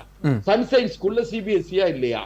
துரைமுருகன் அவர்கள் நடத்துற பள்ளிக்கூடத்துல சிபிஎஸ்சியா இல்லையா? திமுகவை சார்ந்தவர்களே 112 பேர் தமிழ்நாடு முழுக்க நடத்துற பள்ளிக்கூடங்கள் எல்லாமே சிபிஎஸ்சி தான், central board of school education தான். அதுல 3வது மொழியாக பெரும்பான்மையான பள்ளிகளில் இந்தி இருக்கு. அதனால நான் என்ன சொல்றேன்னு கேட்டா இவங்க இதை வேற ஒண்ணு கிடையாது சார். தமிழ் இல்ல சிபிஎஸ்சில ஹிந்தி வந்து ஆப்ஷனல் லாங்குவேஜ் கிடையாது, 3வது லாங்குவேஜ். அது வந்து மத்திய அரசுடைய பாடத்திட்டம். அதை அவங்க கொண்டு வந்து இங்க பண்ணும்போது அதை இம்ப்ளிமெண்ட் பண்ணி தான் ஆகணும். நான் ஒரே ஒரு விஷயம் சொல்றேன் அண்ணன். நான் என்ன சொல்றேன்னா இவங்க மாநில சுயாட்சி, நாங்கள் இந்தி திணிப்பை என்றும் எதிர்ப்போம், வன்முறை தவிர்த்து வறுமையை வெல்வோம், இப்படி எல்லாம் வந்து 50 முழக்கங்கள்லாம் விட்டவங்க எதுக்கு வந்து இவங்க நடத்துற பள்ளிக்கூடத்துல மட்டும் ஸ்டேட் போர்டு ஸ்டேட் சிலபஸ்ல இல்லாம சென்ட்ரல் சிலபஸ்ல எதுக்கு சார் இவங்க போறாங்க? நீங்க இதெல்லாம் கொஞ்சம் தயவு செய்து பாருங்க. இன்னொரு விஷயமும் கேட்டுக்கிடுங்க. அண்ணா ஒரே ஒரு விஷயம், 294 கல்லூரிகள்ல 950 பேராசிரியர்கள், நல்லா கவனிச்சுக்கிடுங்க, 294 கல்லூரிகள்ல 950 பேராசிரியர் போலி அடையாள அட்டை, அது ஆதார் அட்டையை பயன்படுத்தி ஒரு பேராசிரியர் 11 கல்லூரிகள்ல வேலை பார்த்ததா சம்பளம் வாங்கியிருக்காங்க. அதை விட முக்கியம் என்னன்னு கேட்டா, வெளிநாட்டில் வசிக்கக்கூடிய ஒருவர் தமிழ்நாட்டுல ஒரு கல்லூரியில வேலை பார்த்தா சம்பளம் வாங்கியிருக்காரு சொன்னா, இது தமிழ்நாட்டு அரசுக்கு, கல்வி நிறுவனத்து கல்வியை நடத்தக்கூடிய தமிழ்நாடு அரசு உயர்கல்வித்துறையா இருக்கட்டும், அது பள்ளி கல்வித்துறையா இருக்கட்டும், இவங்களுக்கு எல்லாம் அவமானமா இல்லையா? அதை நீங்க சொல்றீங்க. இது நிச்சயமா வந்து இதுக்கு வந்து நம்ம யாரும் ஊக்கப்படுத்த முடியாது. அதே நேரத்துல ஒரே நம்பர்ல இருந்து ஆயிரக்கணக்கான பேருக்கு வந்து ஆயுஷ்மான் பாரத் திட்டத்தில் பதிவு பண்ணப்பட்டிருக்கு, இறந்து போனவர்களுக்கெல்லாம் நிதி கொடுக்கப்பட்டிருக்கு. அப்போ தேசிய சுகாதாரத்துறைக்கு வந்து இது வந்து ஒரு அவமானமான செயல் தானே? தப்பு தான், நடந்திருந்தால் தவறுதான், நடந்திருக்கு, உறுதிப்படுத்தப்பட்டிருக்கு. நாம இன்னொரு விஷயம் கேளுங்க, இதெல்லாம் ஜஸ்டிஃபை பண்ண வேண்டாம். நான் என்ன கேட்டீங்கன்னா இதெல்லாம் அரசியலாக்கி அரசியல் சார்ந்து நாம வந்து நியாயப்படுத்துறதை விட்டுட்டு, நான் என்ன சொல்றேன், பள்ளி வந்து எதிர்காலத்துல ஐயா நீங்க கூட இடையில கொஞ்சம் டச் பண்ணிட்டு விட்டுட்டு போனீங்க. இன்னைக்கு கல்வி மிகப்பெரிய விருட்சமாக தமிழ்நாட்டிலே வளர்ந்திருக்கிறது என்று சொன்னால் அது பெருந்தலைவர் காமராஜர் பொன்னாடார், பொருள் நாடார், புகழ் நாடார், இந்த நாட்டின் நலன் மாத்திரமே நாடிய கல்விக்கண் திறந்த கர்ம வீரர் காமராஜருக்கு தான் அது சொந்தமே தவிர அத கல்வி விதை போட்டதுக்கு பெருந்தலைவர் காமராஜர். அது விருட்சமா ஆக்குனது என்னன்னு கேட்டா அதுல தண்ணீர் ஊற்றி எல்லாரும் பாதுகாத்து இன்றைக்கு விருட்சமா இருக்கு. தயவு செய்து வெண்ணி ஊத்திராது. ஓகே ஓகே அப்படியே நம்ம தொடர்ந்து பேசலாம். நான் அடுத்த வேற ஒரு நிகழ்ச்சிக்கு போறதுனால சொல்றேன், எனக்கு கொஞ்சம் அனுமதி கொடுங்க. இல்ல இல்ல இருக்கு நான் உங்களுக்கு நேரம் தரேன் நம்ம நேரம் தரேன். இந்த முதல் சுற்று கருத்துக்கு வாங்கிட்டு திருப்பி உங்கள்கிட்ட வரேன். நம்ம அரங்கில் இருக்கக்கூடிய மாணவர்கள் பெற்றோர்கள் சங்கத்தினுடைய சார்ந்த மரியாதை ஜாகிர் ஹுசேன் சார், ஏன் 3 பேரும் பேச வச்சுட்டு நிறைவானா நீங்கள் ப்ரைவேட் ஸ்கூல்லே நேரடியாக போய் ஆய்வு பண்ணியிருக்கீங்க, கவர்மெண்ட் ஸ்கூல்லையும் ஆய்வு பண்ணியிருக்கிறீங்க, அது மட்டும் இல்லாமல் கல்வி தரங்கள் இரண்டில், ஏன்னா மாணவர்கள் பெற்றோர்கள் சங்கம் ப்ரைவேட் ஸ்கூலில் அவங்க படுகிற லாபங்கள், அவங்க படுகிற நஷ்டங்கள், மாணவர்கள் பெற்றோர்கள், அதே நேரத்தில் கவர்மெண்ட் ஸ்கூல்லையும் சொல்லுங்கள், comparative to private and government schools எது இப்போ ஆளுநர் சொல்வது சரியா இல்லை தமிழக அரசு போர்க்கொடி தூக்குவது சரியா, உங்களுடைய பார்வை? இல்லை, உங்களுக்கு அரசு பள்ளி இல்லைன்னா விளிம்புநிலை மக்கள், ஏழை மக்கள் படிக்கிறது கஷ்டம். அதனால் அரசு பள்ளி இல்லாமல் இருந்தால் ரொம்ப ரொம்ப கஷ்டம்னு எல்லாருக்குமே தெரியும். தனியார் பள்ளிங்கிறது இப்போ அங்கே ஏற்கனவே பேசின ஐயா சொன்ன மாதிரி காமராஜர் காலத்தில் எத்தனாயிரம் பள்ளி இருந்தது, இப்போ எத்தனாயிரம் பள்ளி இருக்குது அரசு பள்ளி. அவர் எடுத்து வைத்த திட்டம் தான். அதனால் அரசு பள்ளி அரசு கொஞ்சம் கண்ட்ரோல் பண்ணுறது கொஞ்சம் கஷ்டம். அதே நேரத்தில் இந்த அளவுக்கு மாணவர்களை வர வைக்கிறதுக்காண்டி உங்களுக்கு காலை உணவு திட்டம்லாம் கொண்டு வந்திருக்காங்கன்னா அந்த காமராஜர் கொண்டு வந்த மதிய உணவு திட்டத்தினுடைய நீட்சி தான் இது. இதனால் இப்போ என்ன கிடைச்சிருக்குன்னு நீங்கள் அது மூல பார்க்கணும். கிராஸ் என்ரோல்மெண்ட் ரேஷியோ என்று சொல்லக்கூடிய உயர்கல்வியில் சேரக்கூடியவங்க தேசிய சராசரி நீங்கள் பார்த்தீங்கன்னா 23.5%. தமிழ்நாடு 53% கிட்டத்தட்ட. அப்போனா நம்ம என்ன பண்ணியிருக்கணும், ஒன்றிய அரசு இந்த மாடல் எடுத்திருக்கணும். இப்போ அவங்க சொன்னாங்களே பிஎம்சின்னு வைக்கிறது போல ஏன் காமராஜர் ஸ்ரீன்னு வச்சு ஒரு ஸ்கீமை கொண்டு வந்துட வேண்டியதானே? தமிழகம் தான் முன்னோடியாக இருக்குது. தமிழகத்தினுடைய மாடல் அவங்க காப்பி பண்ணணுமா? அப்படித்தானே பண்ணணும். இப்போ ஏன் தமிழக அரசு இந்த புதிய தேசிய கல்விக் கொள்கைக்கு ஒத்துக்க மாட்டேங்குதுன்னா, நாங்கள் தான் தேசிய சராசரியை விட டபுளாக இருக்கமே, நாங்கள் நல்லா தானே இருக்கிறோம். அதாவது மாநில பாடத்திட்டம். ஆமாம், இந்த மாநில பாடத்திட்டத்தில் நாங்கள் நடத்துகிற தமிழ்நாடு இந்த அளவுக்கு உயர்வாக இருக்கும்போது உயர்கல்வியில் உள்ள சேர்க்கை இருக்கு இல்லையா? ஏன்னா உங்களுக்கு இவங்க சொல்கிறாங்கல்ல, இப்போ புதிய கல்விக் கொள்கைன்ற தேசிய கல்விக் கொள்கை வந்தாங்கன்னா 3ஆம் வகுப்பில் தேர்ச்சி, அதாவது எக்ஸாம் இருக்கணும், 5வது 8வது எக்ஸாம் இருக்குன்னா, இப்போ கிராமத்தில் உள்ள பிள்ளைகளை பொறுத்த வரைக்கும் பாஸ் ஃபெயில்னா அது ஒரு பயமாக இருக்கும். பெற்றோருங்களே உனக்கு படிப்பு வராது, 5வது ஃபெயில் ஆகிட்டியாமே, ஃபெயிலாக அவங்க நிறுத்த வைக்கிறதில்ல, ஃபெயில்னு சொல்லிடுவாங்க. உங்கள் பையன் சரியாக படிக்கல, இந்த எக்ஸாம் வச்சேன், அடுத்த வருஷம் 6வது அனுப்பிடுவோம், ஃபெயில் ஆகிட்டான் அப்படின்னா அந்த பெற்றோருக்கு நம்ம பிள்ளைக்கு படிப்பு வராதோ? கிராமத்தில் உள்ள இன்னும் கிராமங்கள் நிறைய இருக்கு. காந்தி சொன்ன மாதிரி கிராமம் தான் இந்தியாவுடைய முதுகெலும்பு. ஆனால் அப்படி இருக்கும்போது அந்த கிராமத்துடைய இதில் இந்த மைண்ட் செட்டுக்கு வந்துடுவாங்க. அப்போ நம்ம பிள்ளைக்கு படிப்பு ஏறாதோ அப்படின்ற மாதிரி, அதனால இடைநிற்றல் ஆகிடும். அதனால இடைநிற்றல் இல்லா கல்விக்கு தான் இந்த அளவுக்கு நம்ம இந்த அளவுக்கு அரசு ஒத்துழைப்பு பண்ணுது. கவர்னர் ஒரு 4 நாளைக்கு முன்னாடி பேசும்போது தனியார் பள்ளி பெண்கள் தனியார் பள்ளியுடைய ஆண்டு விழாவில் பேசும்போது தமிழகத்துடைய கல்வித்தரம் குறைவாக இருக்குன்னாரு. இன்னைக்கு ஆசிரியர் தின விழா வேற, அதனால் ஆசிரியர் தினத்தை ஒட்டி ஏதாவது பேசும்போது இன்னைக்கு ஒரு தகவலை சொல்லியிருக்கிறாரு, ஸ்கில் இல்லைன்ற மாதிரி. இந்த சினிமா படம் சொன்னாங்கல்ல, ஒவ்வொரு ட்ரிப்புக்கும் ஒவ்வொரு பாட்டாக ரிலீஸ் பண்ணுவாங்க. அந்த மாதிரி இன்னும் ஒரு நிகழ்ச்சியில் இன்னொன்று சொல்லுவார். ஆமாம், செகண்ட் ரிலீஸ். ஏன் ஒரு ஆளுநர்களும் முழுசாக ஒரு அறிக்கையை கொடுத்து இன்னென்ன மாதிரி குறைகள்லாம் இருக்குது, இதை சரி பண்ணணும்னு சொல்கிறது தான் ஆளுநருடைய வேலை. அதே நேரத்தில் ஆளுநர் நிர்வாகத்துடைய தலைமை. அவர் என்ன செய்யணும்னா, அரசுக்கு என்னென்ன குறைகள் இருக்கோ அதுக்கு உண்டான முன்னேற்ற வழி தான் இருக்கணும். எதிர்கட்சி மாதிரி அவர் அந்த வேலையை செஞ்சாருன்னா அதுக்கு அவருக்கு தானே அந்த பேர் அவரே கெடுக்கிற மாதிரி ஆகி போயிடுது. இப்போ பாருங்களேன், நல்லா நடந்துட்டு இருக்கிற இதில் நீங்கள் அந்த கல்வித்தொகை கொடுக்க மாட்டீங்க. என்னென்னு கேட்டால் நீங்கள் இப்போ புதிய தேசிய கல்விக் கொள்கைகள் நீங்கள் ஜாயின் பண்ணணும், ஒத்துக்கு நீங்களே சொல்லிட்டீங்க. அதை அவங்க ஏற்கனவே பிஎம்சியில் சேரனாங்க, அப்புறம் திருத்தங்கள் கேட்டிருக்காங்கட்டு. ஏன் அந்த திருத்தத்துக்கு ஒரு வாய்ப்பு கொடுக்க வேண்டியதானே? நீங்கள் இந்தியா ஃபுல்லாக ஏற்கனவே நீட் ஆரம்பத்தில் வரும்போது இதே முந்தைய காங்கிரஸ் பிரிவுகள் அப்படி தான் இருந்துச்சு, விரும்பாத மாநிலங்களுக்கு விலக்குண்டு. அதே மாதிரி தமிழகம் விரும்பலையா? அப்ப நீங்க விலக்கு கொடுத்துட வேண்டியதானே? இப்ப விலக்கு கொடுத்து ஒரு 5-6 வருஷம் பார்க்க வேண்டியதானே, என்ன நடக்குதுன்னு பார்க்க வேண்டியதானே? உங்களுக்கு என்ன பதற்றம்னா, தமிழ்நாடு விலக்கு கொடுத்து இவங்க முன்னேறிட்டாங்கன்னா இந்த முன்னேற்றம் மற்ற மாநிலங்கள் கூக்குரல் இருப்பாங்க. அந்த ஸ்கீம் நல்லா தானங்க இருக்கு, நீங்க என்னங்க தேவையில்லாம இந்த ஸ்கீம் கொண்டு வந்துருவீங்கன்னு அந்த பயத்தில் அவங்க சொல்ற மாதிரி தான் எனக்கு தெரியுது. அதனால தமிழக பாடத்திட்டத்தில் அரசு பள்ளியில நல்ல விஷயம் இருக்குதுன்னு செய்யுது, சில குறைகள் இருக்கலாம். அதை வந்து ஆளுநரும் இருந்து அதுக்கு என்ன செய்யணுமோ அதுக்குண்டான பாசிட்டிவிட்டியாக தான் பார்க்கணுமே தவிர குறை சொல்லிக்கிட்டே இருந்தால் என்ன ஆகுறது? சரிங்க சார், இப்போ நீங்கள் வந்து மாணவர்கள் பெற்றோர்கள் சங்கத்தில் முக்கிய நிர்வாகி இருக்கலாம் கேட்குறேன், எங்கே அதிகமாக கம்ப்ளைண்ட்ஸ் வருது? கவர்மெண்ட் ஸ்கூல் சைட்லேருந்து கம்ப்ளைண்ட்ஸ் அதிகமாக வருதா, ப்ரைவேட் ஸ்கூல் சைட்லேருந்து கம்ப்ளைண்ட்ஸ் அதிகமாக வருதா? கவர்மெண்ட் ஸ்கூல்லேருந்து கம்ப்ளைண்ட் சரியாக வரும் அதிகம். ஏன்னா அது வந்து சுதந்திரம். நீங்கள் தனியார் பள்ளியில் ஒன்றும் ஒளியை சொல்ல முடியாது. நீங்கள் மூச்சு காட்டி ஏதாவது ஒரு குற்றம் சொன்னீங்க, ஒரு குறை சொல்கிறீங்க, ஒரு ஆசிரியர் என்னை திட்டாங்க அல்லது என்னமா சொல்லிட்டாங்கன்னா அந்த நிர்வாகம் மாற்றி சொல்லி வெளியே பரப்பி விட்டு இந்த பையன் அந்த இன்னொரு பையனோட சண்டை போட்டான், அவன் பென்சிலை திருனா அப்படின்னு சொல்லி வேற குற்றச்சாட்டு சொல்லி வெளியேற்றும், அல்லது வெளியேற்றுறேன்னு சொல்லி பேரண்ட்டை கூப்பிட்டு மிரட்டும். அது தனியார் பள்ளியில் நீங்கள் பார்த்தீங்கன்னா எல்லாரும் நம்ம தனியார் பள்ளி தெரியும். ஏன்னா அங்கே ஒழுக்க இருக்கிற மாதிரி இருக்கு. அவங்க வந்து தனியார் பள்ளியில் மாணவர்கள் உருவாக்கவில்லை, ரோபோக்களை உருவாக்குகிறார்கள். இப்போ நீங்கள் ஸ்கில்லுன்னு சொன்னீங்கல்ல, அதுக்கு என்ன அளவுகோல்? ஒன்றுமே இல்லை. நீங்கள் வந்து அப்படியே சொல்லி கொடுத்தா அப்படியே சொல்லி கொண்டு போய் உங்களுக்கு ஒரு டேலண்ட் இருக்குன்னு சொல்கிறாங்கல்ல, டேலண்ட் வெளிநாட்டில் நம்ம மக்கள் தொகை இல்லை, அதனால் அவங்க ரோபோ கண்டுபிடிச்சி ரோபோவில் இப்போ ரோபோ சர்ஜரிலாம் பண்ணுறாங்க. அதனால் எதிர்காலத்தில் வந்து ரோபோ தான் எல்லாம் பண்ணோம். அதனால் இவங்க எதிர்பார்க்கறது மாணவர்கள்னா சுதந்திரமானவர்கள். அந்த சுதந்திரமானவர்கள் எப்படி இருப்பாங்கன்னா அந்த வளர்ற பருவம் இருக்கு இல்லையா, அந்த ஒரு எப்படி பார்த்தாலும் ஒரு 10வது படிக்கும்போது அவனுக்கு உலகமே தெரியல, 9வது வகுப்பு வரும்போது தான் தெரியுது. ஏன்னா மிகப்பெரிய கல்வியாளர்களாக வந்து இந்த மாணவ பருவத்துக்கு ஏற்ற கல்வி எவ்வளோ கொடுக்கணும், அவங்கள ஒரேடியாக நிறைய திணிக்கக்கூடாது. நம்ம எப்படி ஒரு குழந்தைகளுக்கு இவ்வளவுதான் சாப்பாடு கொடுக்கணும் இருக்கு இல்லையா, அதை டோஸ் அதிகமாக கொடுத்தா என்ன ஆகும்? அதே மாதிரி இதெல்லாம் அந்த காலத்திலே திட்டமிட்டு பண்றது தான். ஆனா இப்போ வந்து ஸ்கில்லுன்னு ஒரு பயங்காட்டி அதிகமாக அவங்களுக்கு ஒர்க்லோட கொடுத்து அவங்க அதுலேயே டிப்ரெஷன் ஆகி ஒன்று படிச்சு வெளியே வந்து ரோபோவா இருப்பான், இல்லை பைத்தியக்காரன் ஆயிடுவான், அல்லது வேற ஏதாவது மன பிரச்சனை வரும். அரசு பள்ளியில் அந்த அளவுக்கு தமிழக பாடத்திட்டத்தில் அவ்வளோ ப்ரெஷர் கொடுக்கக்கூடாதுன்னு இருக்கும்போது இவன் சுதந்திரமான சிந்தனை. அவன் வந்து ஒரு ஃபெயிலானா கூட ஜஸ்ட் லைக் ஃபெயிலாகிட்டு என்ன ஆகிட போகுதுன்னு நினைப்பான். இதே பாருங்க தனியார் பள்ளியில் இருக்கும் பாருங்க, பெரும்பாலும் அது ஒரு டிப்ரெஷன் இருந்து ஃபெயில் ஆகிட்டானா அவன் தற்கொலை பண்ணிக்கிறான். அதனால் இந்த சமூகத்தோட கலந்து பேசி சமூகத்தை புரிந்து கொள்ளக்கூடிய வாய்ப்புல இருந்து படிக்கக்கூடிய பிள்ளைகளுக்கு முக்கியமாக வந்து பொருளாதாரத்தில் பின்தங்கி இருக்கக்கூடிய படிப்பறிவு எட்டாத ஒரு தலைமுறையில் சேர்ந்த ஒரு குடும்பத்துக்கு தமிழக பாடத்திட்டம் நல்லா தான் சொல்லி கொடுத்துட்டு வர்றாங்க.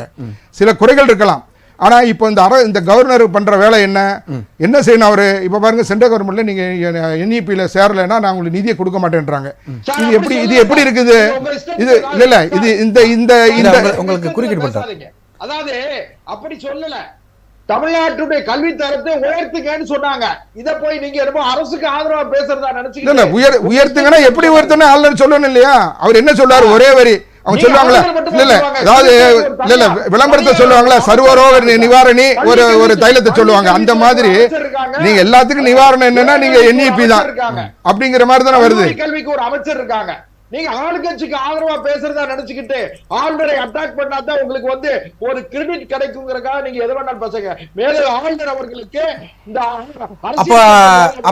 அப்ப தூத்துக்குடி செல்வம் ஆளுநருக்கு ஆதரவா பேசுறதுனால ஒரு கிரெடிட் கிடைக்குன்னு பேசுறீங்களா?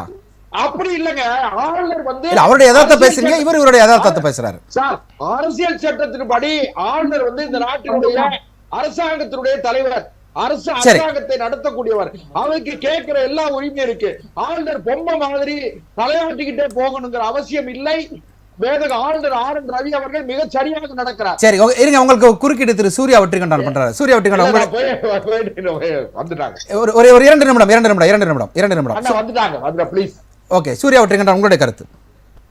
இல்ல, எனக்கு முன்னால அவரை அண்ணன் பேசும்போது 2-3 கேள்வி மட்டும் வச்சாரு. ஒவ்வொரு கேள்விக்கு பதில் சொல்லிடுறேன். ஏன்னா பேசும்போது ரொம்ப அழகா ஏங்க இங்க ஒரு முதல்வரோட குடும்பத்துல நடத்துற ஸ்கூல்ல மட்டும் ஹிந்தி இல்லையா அப்படின்னு அவர் தொடர்ந்து பேசக்கூடியவர் கேட்டாரு. எங்க அண்ணன் இந்தி எதிர்ப்பு போராட்டத்தால கலந்துகிட்டவரு, இந்தி பிரச்சார கூட்டத்தில் கலந்துகிட்டவரு. நான் இந்தி எதிர்ப்பு போராட்டத்துல பல முறை ஜெயிலுக்கு போனவரு. நான் அவர்கிட்ட ஒண்ணு கேக்குறேன், அன்னைக்கு என்ன இந்தி பிரச்சார சபான்னு ஒண்ணு தமிழ்நாட்டுல மெட்ராஸ்ல இருந்ததா இல்ல கலைச்சிட்டு தான் இவரு வெளில வந்தாரா? எப்படி சார் கம்பேர் பண்றாரு? கேட்டோம், அது புள்ளி விவரத்தோட இப்ப பேசும்போது சொன்னார் சார். நாங்க என்ன கேட்கிறோம், அவரு என்ன இப்ப தமிழ்நாட்டில் நடக்கிற பிரச்சனை, இன்னைக்கு முக்கியமான சப்ஜெக்ட்ல எங்க பயணம் பண்றோம். தமிழ்நாட்டு கல்வி அமைச்சர் அவர்கிட்ட நீங்க போய் இத பத்தி பேசும்போது, கல்வி வளர்ச்சி குறித்து பேசும்போதும் இல்ல, நீங்க IAS ஆபீசர் பயிற்சி மாணவர்கள் எல்லாம் கூப்பிட்டு உங்களை உள்ள உட்கார்ந்து பேசும்போது நீங்க கொடுத்த பயிற்சி என்ன, இதெல்லாம் ஒப்பிட்டு பாருங்க சார். நீங்க அமைச்சர் மகேஷ் பொய்யாமொழி ஓப்பன்ல தானே சவால் விடுறாரு. நீ என்ன வேணாலும் பண்ணுங்க, நாங்க கொள்கையை விட்டு கொடுத்து விட்டு ஒன்றிய அரசிடம் நிதி பெற மாட்டோம், நாங்கள் எடப்பாடி அல்லங்கிறாரு. எல்லாத்தையும் ஆட்சியை காப்பாத்திக்க, சொத்தை காப்பாத்திக்க, கொலகேசன் தன்னை காப்பாத்திக்க தமிழ்நாட்டுல பிஜேபியோட கூட்டணியில இருக்கும்போது எல்லாத்தையும் ஏத்துக்கிட்டு கடைசியா வந்து கூட்டணி சேர்ந்த பாவத்துக்கு தெரியாம கையெழுத்து போட்டாங்க, பாவ மன்னிப்பு கொடுங்கன்னு கேட்ட மாதிரி அமைச்சர் மையேஷ் பொய்யாமொழி கூட. வரலாறு அப்படி இல்ல சார், ஓப்பனா சொல்றார், நீ தலை போனாலும் சரி, நான் என் கொள்கையை விட்டு கொடுத்துட்டு உன்கிட்ட பணம் வாங்கிதான் இங்க ஸ்கூல் அவசியம் இல்ல. மாநில அரசு உரிய முறைகள் இங்க கல்விக்கு எந்த குறையும் இல்லாமல் பங்கம் இல்லாமல் நடத்துங்கிறார். இல்ல சார், இப்ப அவருடைய கேள்வியில இணைப்பு கேள்வியை நான் வைக்கிறேன். அதாவது மும்மொழி கொள்கை எங்களுக்கு வேணா, இருமொழி கொள்கை இருந்தா போதும் நீங்க சொல்றீங்க. ஆனா திமுகவுடைய நிர்வாகிகள்லாம் நடத்தக்கூடிய கல்வி நிலையங்கள்ல ஹிந்தி இருக்கு. அதுபோக மேயர் பிரியா அவர்கள் இங்கே சென்னையில் 4 பள்ளிக்கூடத்தில் 3வது மொழியாக அரசு பள்ளியில் ஃப்ரெஞ்சை கொண்டு வராங்க அப்படின்னு நீங்கள் சொல்கிறீங்க. ஹிந்தியை அனுமதிக்கிறதுனால உங்களுக்கு என்ன பிரச்சனை? தமிழ் அழிஞ்சிரும் சொல்கிறீங்களா? சார், இந்தியை திணிக்கிறதுனால இப்போ உங்களுக்கு என்ன லாபம்? என்ன லாபம்ங்கிறத நீங்க உணர்றீங்களோ அது எங்களுக்கு நஷ்டமா கருதுறோம். உங்களுக்கு எங்க லாபம் நினைக்கிறீங்களோ அது நஷ்டம். எங்க மொழியோட, அதாவது மாணவர்கள் முன்னேறக்கூடாதுன்ற ஒரு நஷ்டமா உங்களுக்கு? மன்னிக்கணும், ஹிந்தி படிக்கிறவங்க இந்தியாவில் எங்க வேணாலும் போய் படி சொல்ல. இப்ப படிச்சவங்க எல்லாம் ஸ்கில் இருக்குன்னு சொல்லிட்டு வெளிநாடு செய்யறோம் அகதி மாதிரி. நாங்க சொல்லியே போங்கன்றோம். அதாவது வேலைக்கு வெளிநாடு போலாம், ஏன் படிப்புக்கு வெளி மாநிலம் போனாங்க. உனக்கு படிக்க நினைச்சுன்னா நீ கிளம்பி போங்க சார். அதை விட்டு இங்க கொண்டாந்து திணிக்கிறதுலதான் இவ்வளவு தீவிர ஆர்வம் என்ன? மும்பலி அப்ப நான் உங்கள்கிட்ட ஒரு நேரடியாக ஒரு கேள்வி வைக்கிறேன் திரு சூர்யா அவர்களே. அதாவது மத்திய அரசு பணிகள்ல தமிழர்களுடைய ஆதிக்கம் குறைவிற்கு என்ன காரணம் சார்? எங்க குறைவுன்னு நீங்க நினைக்கிறீங்க? எங்க திறமைக்கு நாங்க விண்வெளியில இப்ப நாங்க எல்லாரும் சொல்ற மாதிரி ராக்கெட் கூட இடத்துல கூட நாங்க இருக்கோம். உலகத்துல எல்லா துபாயில வளைஞ்சி வளைகிற கட்டிடத்துல கூட எங்க பொறியாளரோட ஸ்கெட்சிங் டிராயிங் தான் இருக்கு. நாங்க ஸ்கில்லையோ படிப்புலையோ இல்ல தகுதி தராதரத்திலேயோ எந்த ஒன்லி குறையல சார். இல்ல மத்திய அரசு பணிகள்ல ரயில்வேயா இருக்கட்டும், பேங்கிங் செக்ஷனா இருக்கட்டும், போஸ்டல் டிபார்ட்மெண்டா இருக்கட்டும், இதுல எல்லாம் வந்து தமிழ்நாட்டில் இருக்கக்கூடிய அந்த விஷயங்கள்ல ஹிந்திக்காரங்க தான் அதிகமா இருக்கிறாங்க, தமிழர்கள் குறைவா இருக்காங்களே தமிழ்நாட்டில். அப்ப தமிழக அரசு என்ன பண்ணுது சார்? நீங்க ஒன்னே நல்லா பாக்கணும். இனி தமிழ்நாட்டில் படிச்சவனுக்கு, தமிழ்ல படிச்சவனுக்கு தமிழ்நாட்டில் முன்னுரிமை வழங்கப்படும் அப்படிங்கிற துணிச்சல்லாம் தமிழ்நாட்டுல நாங்க படிச்சவனுக்கு வேலை கொடுக்குறோம்.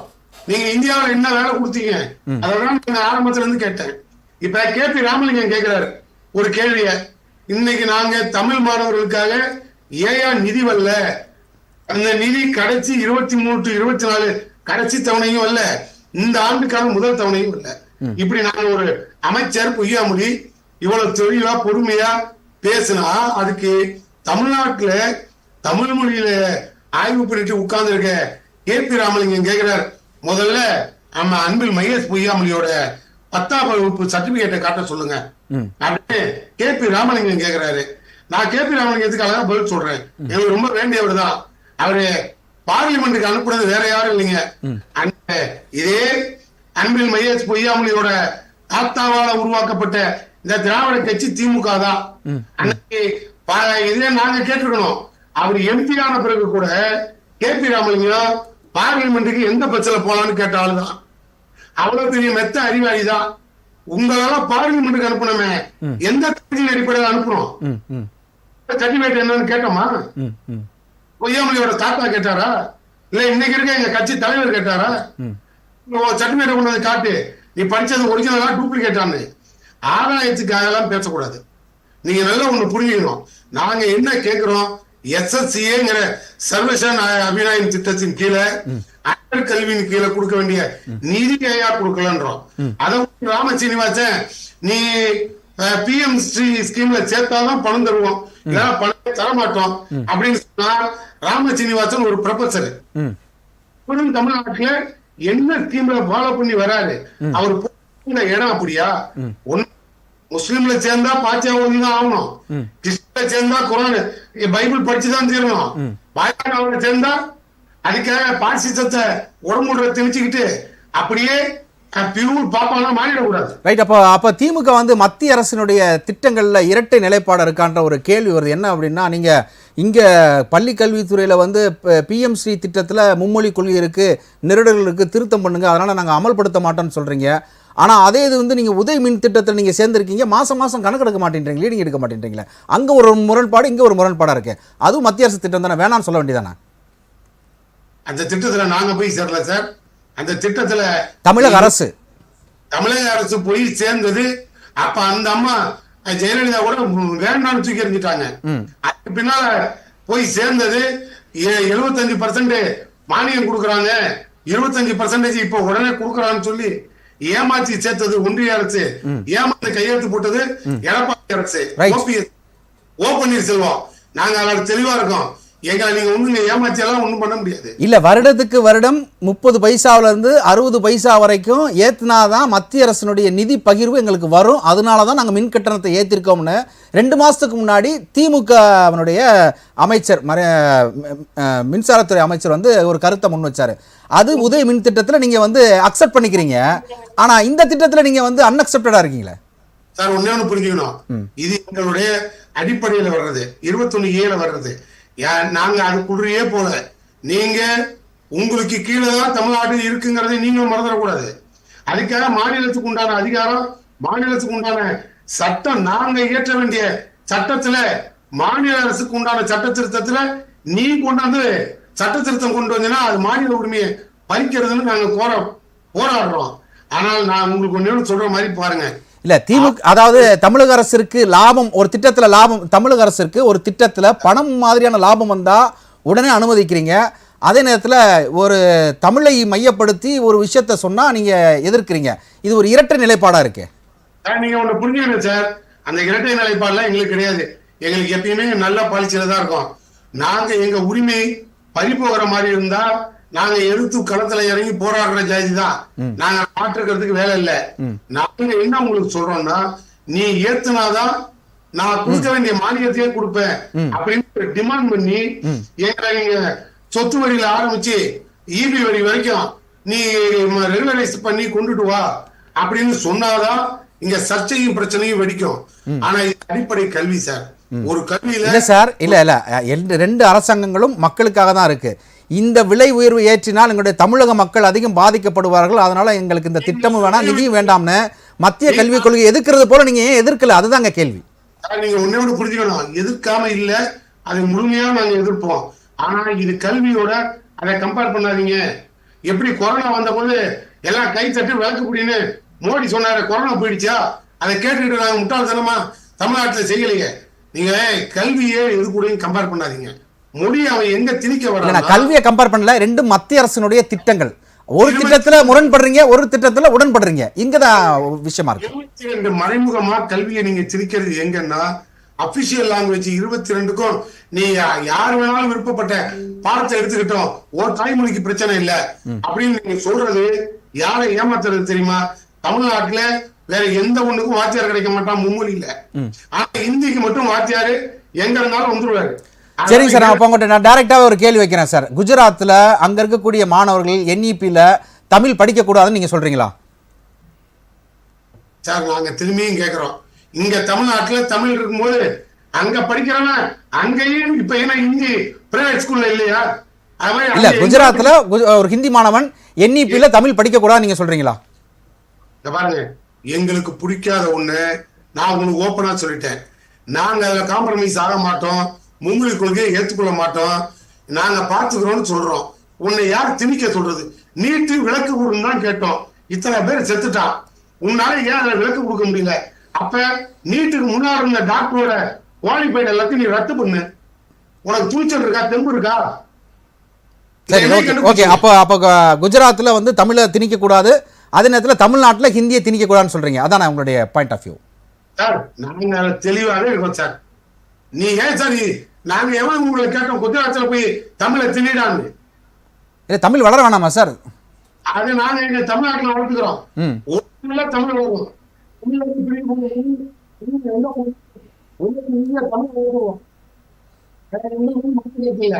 எங்களை காம்ப்ரமைஸே பண்ண வேண்டாம். சரி, right, okay okay sir, okay okay. சொன்னா மூணாவது ஒரு மொழிக்கு வாட்சியம் கிடையாது. அதனால இந்தியை ஈஸியா ஏத்துக்கிட்டா அவங்களுக்கு அட்மிஷன், இல்லன்னா இல்ல அப்படிங்கிற பாலிசி தான் அந்த மும்மொழி ஸ்கீம்ல உள்ள கொண்டு திணிக்கிறது. குலக்கல்வியை திணிக்கிறது, மும்மொழியை நுழைய நினைக்கிறது, இதெல்லாம் மூலையில போடுங்க சார். அப்படியெல்லாம் பார்த்தா இனிமே தமிழ்நாட்டுல நீங்க நினைக்கிற எதுவுமே செய்ய முடியாது. சரிங்க சார், அப்போ குலக்கல்வியை வந்து திமுக 100% எதிர்க்கிறீங்களா சார்? உறுதியா எதிர்ப்போம் சார். அதாவது செருப்பு தைக்கிற பையன் செருப்பு தைக்கக்கூடாது, முடி திருத்துகிற பையன் முடி திருத்தக்கூடாது, ஆனால் அரசியல்வாதி பையன் அரசியல்வாதியாக மாறலாமா சார்? அரசியல ஒரு தொழில், அது குலக்கல்வி, அது குலக்கல்வியோட பேஸ்மெண்ட் தானே சார்? இல்ல அது அரசியல ஒரு தொழில்னு சொன்ன முதலாளி நீங்க தான். இன்னைக்கு அது தொழிலா தானே சார் இருக்கு? அது உங்க பார்வை, எங்களுக்கு வந்து அது பொது சேவை. Okay sir, okay okay, thank you thank you thank you. ஏன் வாய் வரலாம், யாரும் வரலாம், அதுக்கு கேள்வியெல்லாம் கிடையாது. அதுக்கு எம்மதமும் சம்மதம், அனைவருக்கும் அனைத்தும் அரசியல். அது அரசியல் பார்வை இருக்கலாம், ஆனால் அது போதையா இருக்கக்கூடாது. ஓகே சார், ஓகே சார், அப்படியே இணைப்பில் இருங்க. நம்ம அரங்கத்திலேருந்து நிறைவான கருத்தை நம்ம ஸ்டார்ட் பண்ணுவோம். கல்வியாளர் திரு அரவிந்த் கிருஷ்ணா, இப்போ நம்ம ஓவரால் வந்து ஒரு கிளைமாக்ஸ்க்கு வந்திருக்கோம். அதாவது வந்து மாநில பாடத்திட்டமாக இருக்கட்டும், மத்திய பாடத்திட்டமாக இருக்கட்டும், ப்ரைவேட் ஸ்கூலாக இருக்கட்டும், கவர்மெண்ட் ஸ்கூலாக இருக்கட்டும், இங்கே எல்லாமே சுற்றி வந்து இந்த ஹிந்தி அப்படின்ற ஒரு விஷயத்தில் தான் என்இபியில் வந்து இங்கே தமிழகத்தில் நாங்கள் சேர மாட்டோம் அப்படின்னு சொல்கிறாங்க. இப்போ ஒரு கல்வியில் வந்து 2 அரசாங்கங்களும் அரசியல் செய்வது சரியா? உங்களுடைய நிறைவான கருத்து. அரசியல் தான், கல்விக்கும் அரசியலுக்கும் தேவையில்லை சார், இந்த மிக்சிங்கே தேவையில்லைன்னு சொல்றாங்க. நிறைய அரசியல்வாதிகள் தான் சொல்றேன், இந்த டெசிஷன் மேக்கிங்ல இருக்கிறது அரசியல்வாதிகள். இவங்க ஒரு பக்கம் இவங்க ஒரு பக்கம், 2 பேருமே சண்டை போட்டுக்கிறதுனால இதுல எண்ட் ஆஃப் த டே இவர் சொன்ன மாதிரி 15,000 கோடியை நிறுத்தி வச்சுட்டாங்க.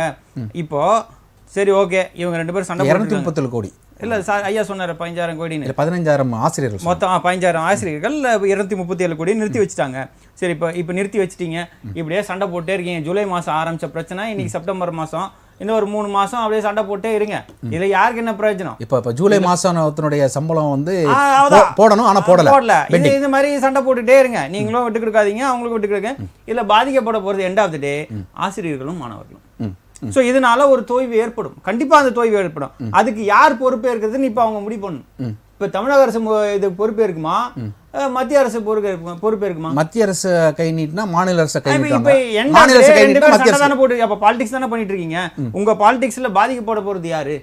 இப்ப இந்த புதிய கொள்கையை வந்து என்இபியில மும்மொழி கொள்கையை நாங்க எதிர்க்கணும்னு சொல்லிட்டீங்க. ஐயா சொன்னாரு எனக்கு காமராஜர் ஸ்ரீன்னு பேர் வைங்கன்னு சொன்னாரு. வெஸ்ட் பெங்கால் அதே தான் பிரச்சனை, பிஎம்சியை எதிர்த்தாங்க. எனக்கு இந்த பேரை மாத்தி கொடுங்க, நாங்க அக்செப்ட் பண்ணிக்கிறோம்னு சொன்னாங்க. மாத்தினோம்னா அக்செப்ட் பண்ணிட்டாங்க.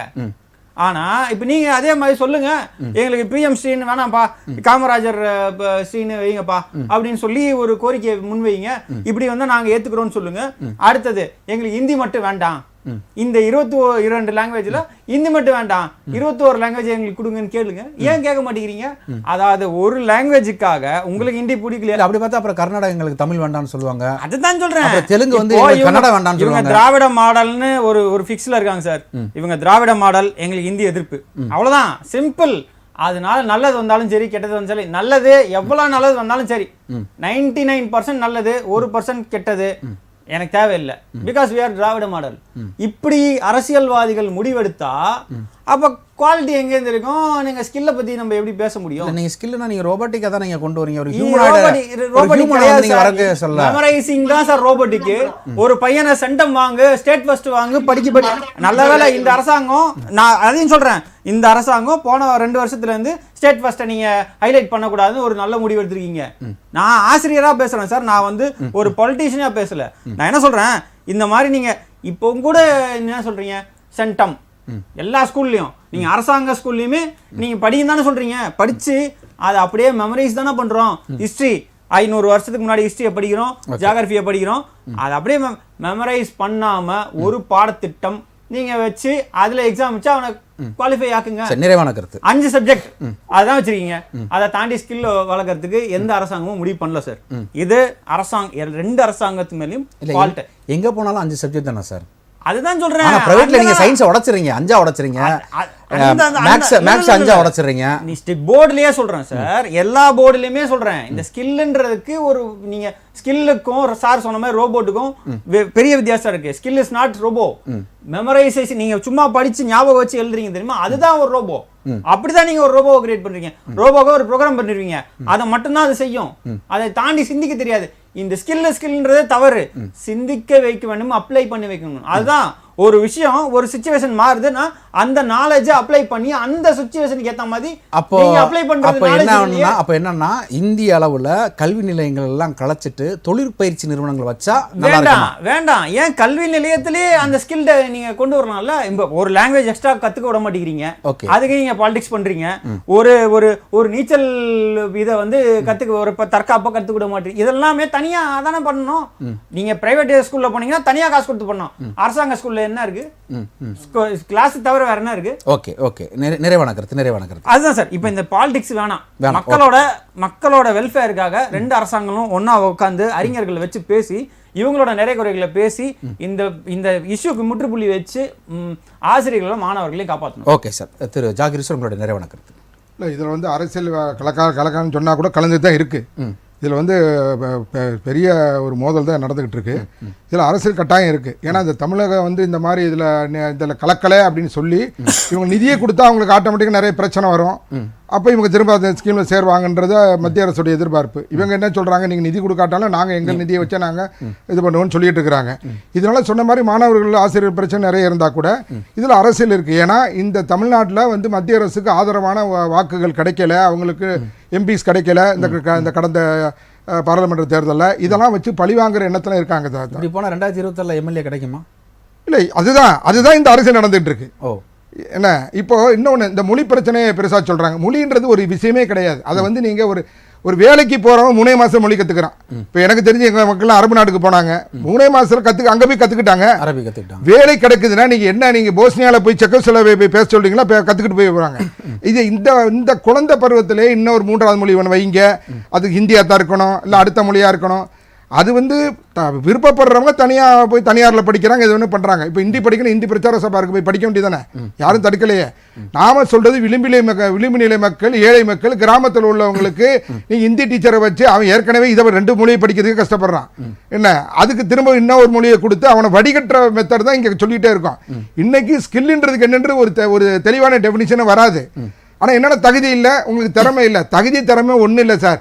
இன்னைக்கு ஒரு காலத்தில் வந்து ஐடி பீப்புளை எப்படி எடுத்தாங்க, இன்ஜினியரிங் படித்தவங்க தான் சாஃப்ட்வேர் கம்பெனிக்கு போனாங்க. இன்றைக்கி எனி டிகிரி அவன் 6 மாதம் ட்ரைனிங் கொடுக்குறான். அப்புறம் அவனுக்கு சம்பளமாக அப்போ இன்ஜினியரிங் படித்தவனுக்கு 1 லட்சம் கொடுக்கணும், இவனுக்கு 50,000 கொடுத்தா போதும். இன்டர்ன்ஷிப்பில் அவனுக்கு வந்து அவ்வளோதான், ஸ்டைஃபண்டோட கற்றுக் கொடுத்து வேலையும் கொடுத்துட்றான். அதே மாதிரி தான் இப்போ மோடி வந்தப்போ சொன்ன அதாவது 2 கோடி பேருக்கு வேலை கொடுக்குறேன்னாங்க.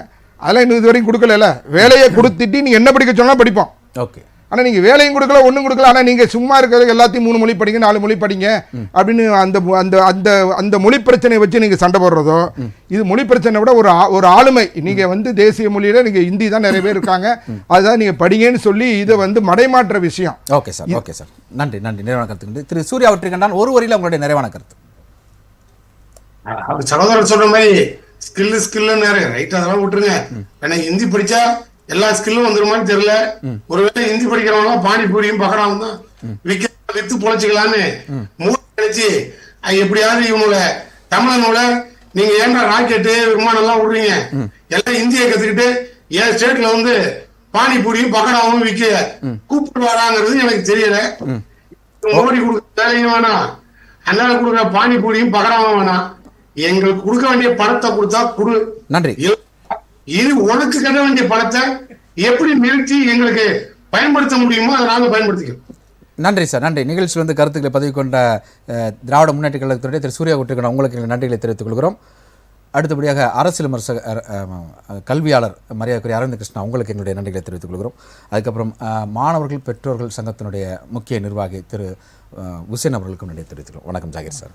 நேரிலே நாம் பார்த்து கொண்டிருக்கும் விவாத நேரம் இத்துடன் நிறைவு பெறுகிறது. இங்கு 2 மாநில அரசுகள், மத்திய அரசு நீங்கள் தேசிய கல்வி திட்டத்தில் சேருங்க, 3வது மொழியாக ஹிந்தியை வைங்க, ஆப்ஷனல் லாங்குவேஜா அப்படின்னு சொல்கிறாங்க.